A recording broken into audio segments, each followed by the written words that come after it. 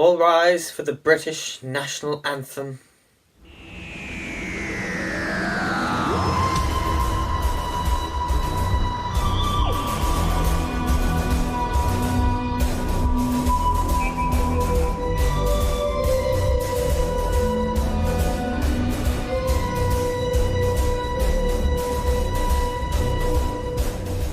Hello there, mysterious person behind the screen. So, Doctor Who's back. If you're watching this or listening to this rather, I'll explain that in a bit.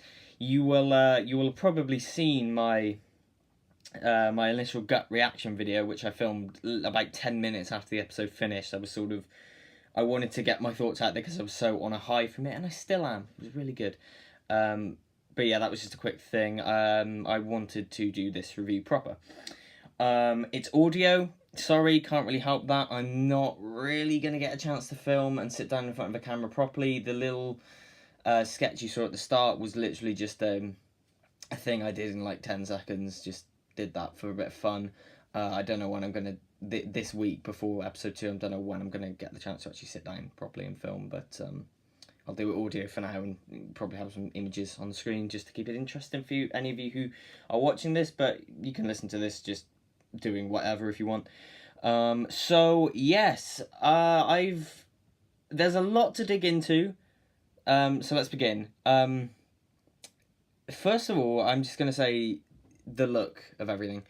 When this started, I thought, okay, this is what you know, like I thought this is Doctor Who. This is like properly Doctor Who.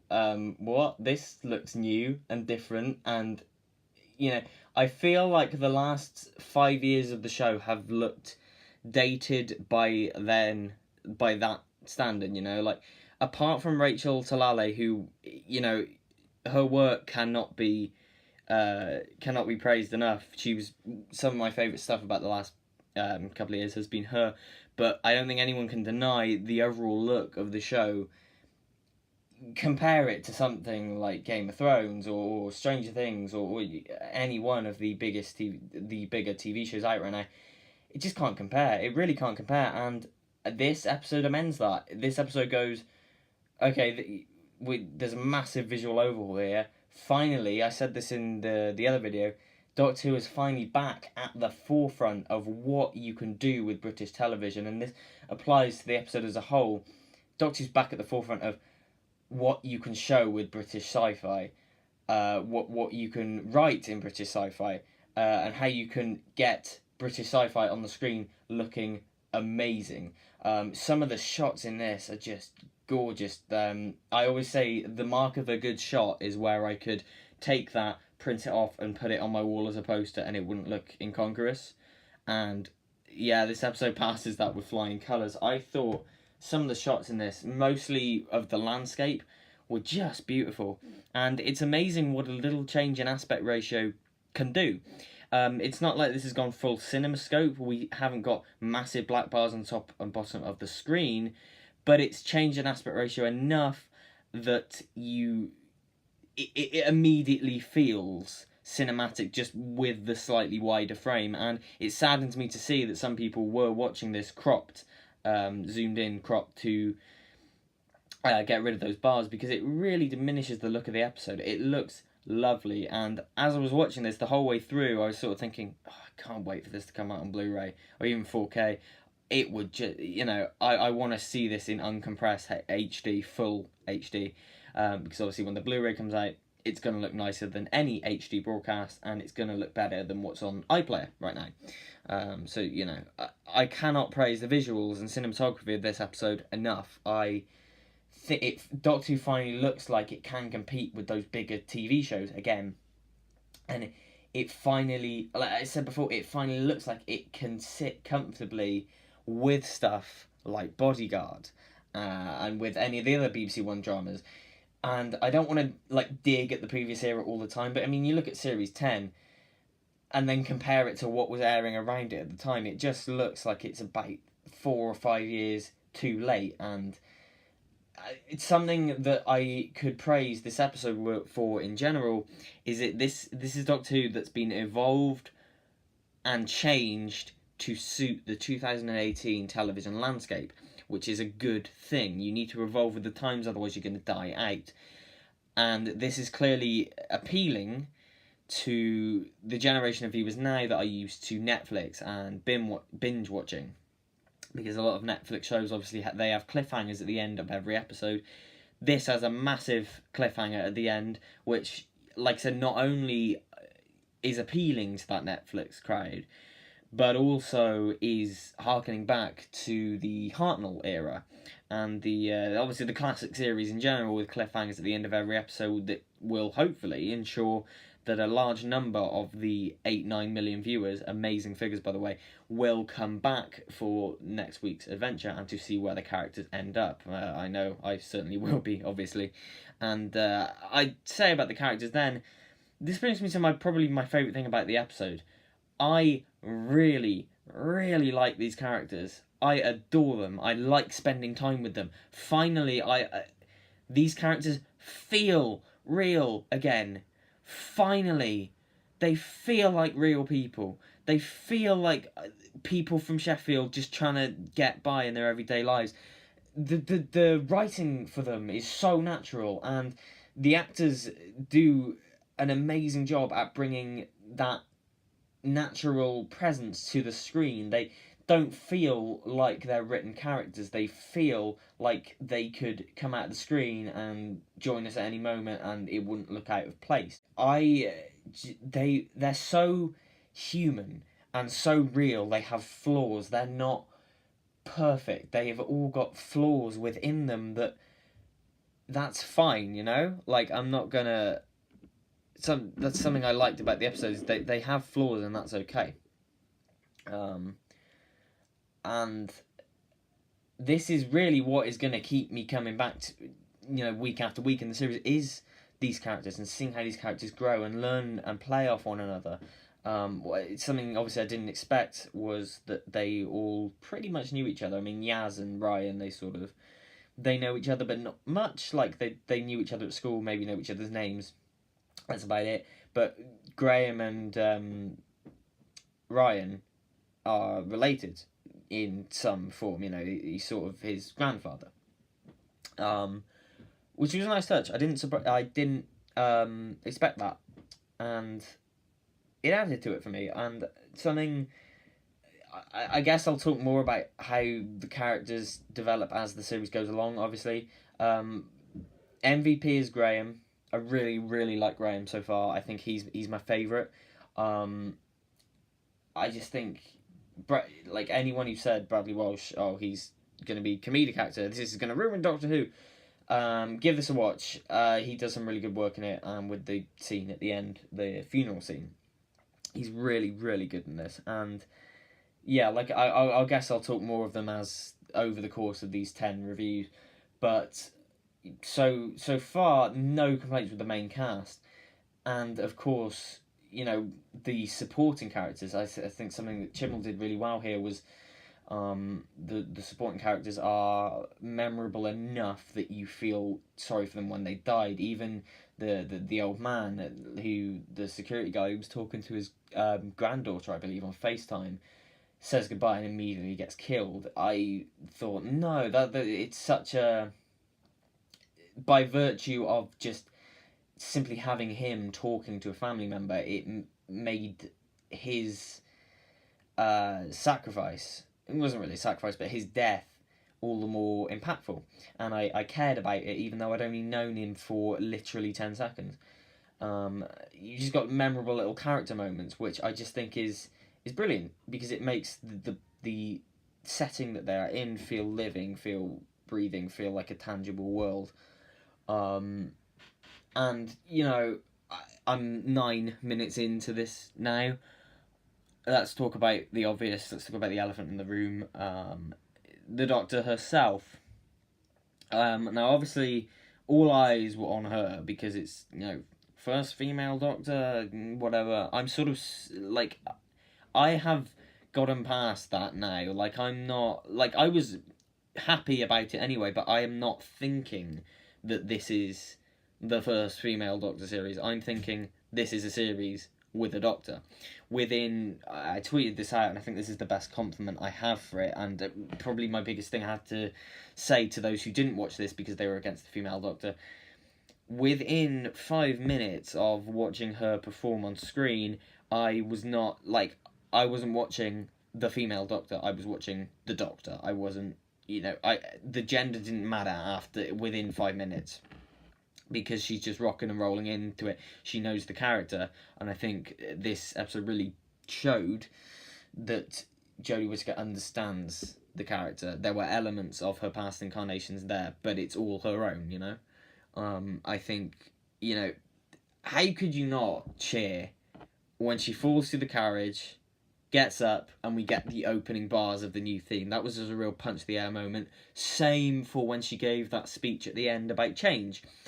It's my favourite type of speech in Doctor Who, in that it not only relates to her, it not only relates to the character of the Doctor, but it relates to the show in general. It relates to factors outside of the show, It reminded me of the Matt Smith speech from Time of the Doctor, which, is great. I just think she inhabits the role so well. She's fun, she's quirky. She is a real...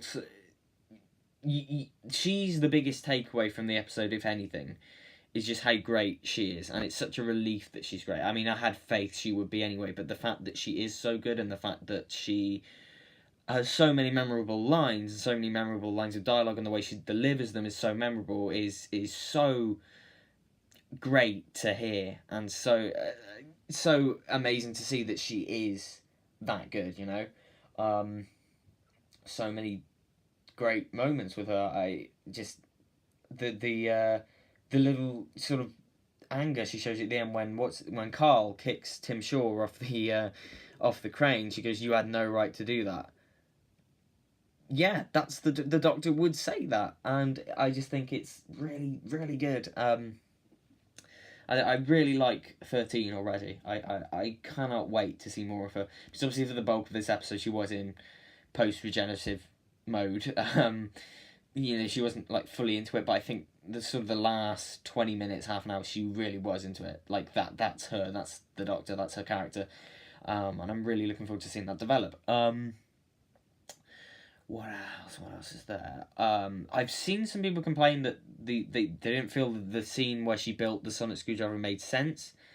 Now, I feel it does. I can see why people feel it doesn't make sense, but, the third Doctor would build stuff using Earth resources all the time, nearly every story, and I feel that's her, exhibiting her scientific qualities, and plus, I'm pretty sure she used alien technology from the pod, alien technology that was in that warehouse to build the sonic, the emitter.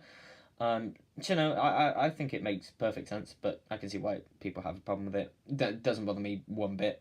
The villain, a lot of people have said the villain's fairly generic, but I think he's not an amazingly memorable villain. But I don't think you really need much more for a debut story for the Doctor.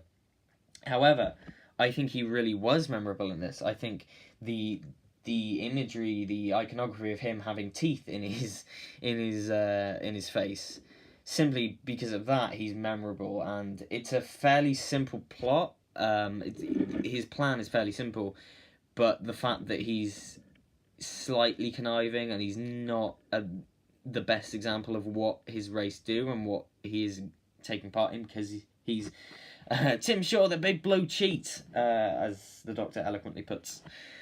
I think it makes him an individual rather than another member of this race. Plus, Tim Shaw. And that brings me on to the humour, which I thought was really well done. Very Marvel-like. And I say that it felt like the MCU humour. The Tim Shaw bit reminded me of the bit from Ragnarok with the what's that, some eyebrows? It's a crown. It just looks like really large eyebrows. It's a crown. That Marvel humour, the very dry, witty humour, that works so well in those movies, and I really like that here. It's not going to be to everyone's taste. But Tim Shaw really made me really got to me. It really cracked me up. When she said it and the confused expression on her face, it was just like, okay, that's hilarious. That's hilarious. And the fact that the alien is credited as Tim Shaw in the credits just makes it all the more great. Spoilers. I probably should have put that at the beginning. It's Grace's sacrifice. Yeah. Now that did shock me because they've said that Grace is a pretty big part of the series. They've said she'll pop up as Graham's wife every now and then. No, she's dead, folks, and it took some people on Twitter saying the woman who fell to Earth. That's not referring to Doctor Who. That's referring to Grace falling to the Earth and dying. And that scene was performed really well. Sharon D. Clarke did a great job. Her character in general, I really, really liked. The first scene with Ryan, when she's trying to get him to ride a bike, and Bradley Walsh at the other end, Graham's going, "You're doing it, mate. You're doing it." I immediately felt their bond, their bond together was really strong and nice. So it made it all the more impactful when she did die, and it was genuinely sad. And the funeral scene where Graham was talking about, she always said, "I'll do for a second attempt." Really, really good stuff. Again, human. It's so human and so true to life, and which brings me on to the bit where the Doctor talks about her own family, reminding me very much of Tomb of the Cybermen with Triton, when he talks about his family to Victoria, and sort of goes, "What about you, Doctor? Have you got anyone?"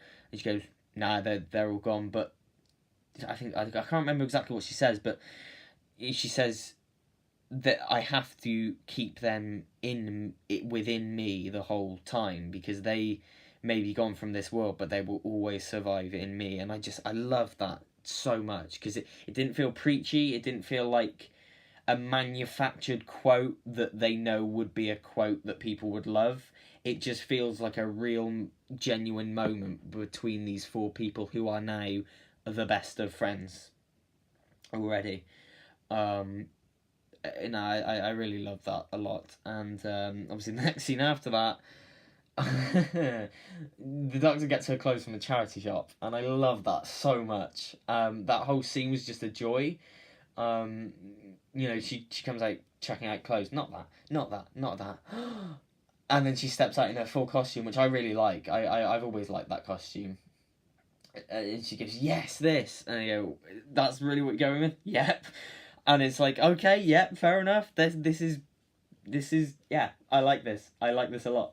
And really like that a lot. And brings me back, actually, earlier in the scene, we get the second reference to her being a woman, and for all those the people that were saying, "Oh, they're gonna reference it all the time," yeah, it was referenced twice in this episode. The first one was the obvious, "Why call me madam? Because you're a woman."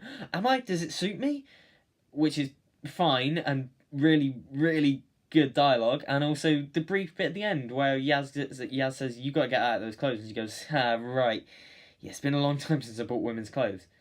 That's all you need. You don't need to, that's all you. It would be awkward if they did not reference it. If they did not reference the fact that the Doctor has been a guy for the last 55 years of the programme. But that's it. That's the extent you need to go. Just like one or two references to it. And after this, it will only get less and less. Or at least I hope it'll only get less and less. It might, it might not. But whatever. What else? There's a lot to unpack. Ryan's dyspraxia. Now, I have a friend, a very close friend of mine, who has dyspraxia. And I don't have it myself, but it's not exactly a condition. It's not a disorder that gets talked about enough, I think. And I'm so glad. I really want to shake Chris Chibnall's hand for this. I'm so glad he raised awareness of it in a way. Again, it feels so real. It feels so, like Graham sort of being quite insensitive to it and going, "Oh, you blame that on the dyspraxia as well." Unfortunately, that's just how some people are going to react. And it's just such a just by having it in the episode, it's a brilliant way of raising awareness to it. My throat's really dry, I'm sorry. Of raising awareness of it, and I hope this gets talked about more, because it is a genuine disorder that needs to be talked about as much as, autism, Asperger's, and, ADHD and stuff like that. It deserves to be talked about in the same vein as those, if you like. It's just as important as the rest of those, in my opinion. And I'm so glad they did it in a way that didn't feel preachy or forced. It felt real. It felt right. And I like the Doctor being friendly to everyone. When Carl on the train just went, I'm with him, there's no such thing as aliens in Sheffield. And the Doctor just sort of went, and she sort of gave a little sigh. But she's not going to, crucify him for it. She's not going to go, oh, you're wrong because I'm an alien. She's not going to do that. She's just going to go, all right then. And she sticks with Graham, even though he doesn't believe her initially. In fact, he says, Grace, we're going. Which is really nice. Really like that. And yeah, I really like these guys. I really like these characters a lot. And I really want to see them develop and grow. Brave move for them. We've not got the TARDIS in this. And I think that's a really brave move for them, and a really cool move as well. I loved in general, this episode subverted your expectations of what you would get in an opener. In the new series, at least, we're used to new Doctor. Oh, I'm a bit quirky. Oh, you're going to be my companion for the duration of the series. Oh, cool. Let's beat this threat. Oh, I've got a brand new TARDIS. Then off on adventures. I've got the new sonic screwdriver. New theme, new titles. Let's cram it all into the first episode. And whilst I like that, of course, I mean, I think the 11th Hour is just a masterpiece. But it's nice that they tried something different. They didn't have an opening title sequence. They didn't have the TARDIS. They had the sonic screwdriver, but it wasn't introduced in the way that you were expecting it to. And I really appreciated it. I really appreciate not knowing what's happening. Going in with expectations that were proved wrong and were subverted. I really appreciate that freshness as a viewer. I appreciate not knowing everything, And it's going to make for such a fresh viewing experience week after week that we don't know everything that's going on. The trailer that was aired after the episode was so brief. I actually don't know what the plot of next week's is about, which is really, really, really weird for me to say. Because usually the next time trailers give a general overview of the plot and the monster in it. I don't know what's going to happen in the Ghost Monument, and I'm so thrilled about that. I don't know how they're going to get out of that cliffhanger. I don't know what's going to happen to these people, and I'm so thrilled that I don't, because it means the viewing experience will be so much more rich and varied and satisfying, and I just can't wait for more adventures. Final thing, before we round this all off, you heard it in the titles. The new theme tune, yeah, me likey, me really, really, really, really likey. It's like if Derbyshire was made today. Delia Derbyshire's work is obviously not to be, Delia Derbyshire's work is incredibly important. That's the word I was thinking of. It's incredibly important in Doctor Who. It shaped the show as much as all the iconography does, and Sega Nakanola has just completely taken that, thought, right, this is a pretty good foundation, let's beef this up a little bit, make it a little bit more modern, but keep the essence, and that's exactly what it is. It is like if Derbyshire had made this theme today, and you can hear the original theme in it. You can hear all the stuff that you would expect from that original Derbyshire theme, and I really, really like it, and I can't wait to see it, used proper in the intro, which we got a glimpse of in the end credits, and it looks like a howl round. It's a proper howl round, and it's all going very classic, and that's the general vibe I'm getting for this. It's like the Hartnell era, where it's 4 people going on adventures, ending the episodes with cliffhangers, not knowing where they're going to end up, but bonding all the same time because they're going through this so much, so big adventure together, and I just love it. And I really enjoyed this episode. I adored it. I am going to be returning to it often. I've already watched it twice. I don't think there's much more for me to say.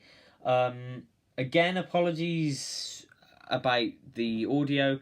Can't really help it, but I'll probably be back to video next week.